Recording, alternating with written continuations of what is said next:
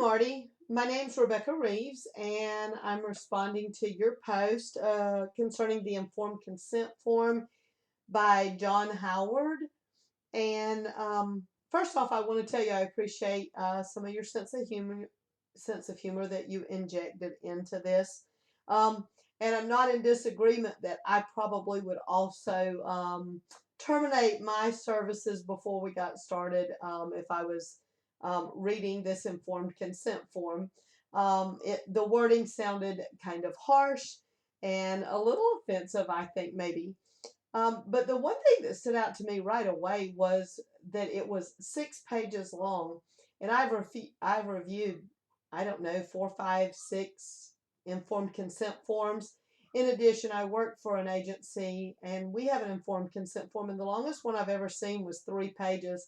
So I just thought, as you were going over it, I thought, man, that is just a lot of information for an individual to be taking in on their first session of therapy. It would take the entire session just for them to read the informed consent form. So I think it was pretty wordy, and I think some of the wording in there maybe wasn't even necessarily necessary as far as ACA Code of Ethics or state guidelines. For example, mentioning his sick children and not coming to his office sick. Um, that's kind of part of having children, I think. And then also the part about it not being able to leave the office. I don't know, that just seems a bit strange.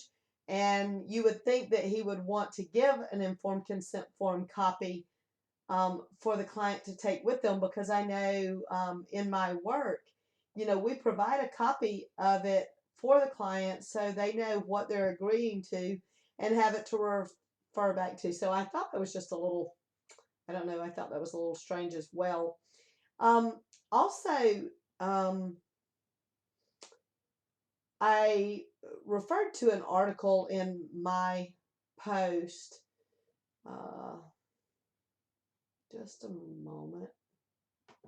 Well, I lost it. Hang on just a second. Technology, it's great when it works. Lasgarten, Elchert, Cedarburg, Garrison, and Ho in 2017. This is an article about the readability of informed consent documents, and they do a really good job of discussing the importance of informed consent and making sure that the language and the tone that's being used. And I think this would have been a really good article maybe for Mr. Howard to have read, because the tone was definitely harsh in a lot of his. And matter of fact, it almost had an angry connotation to it. I don't know. It just sounded like, it had an offensive and angry tone to it. So, but thank you again. I appreciate your post, and I think you had a lot of good insight on that. So have a wonderful day, and look forward to seeing you later in class.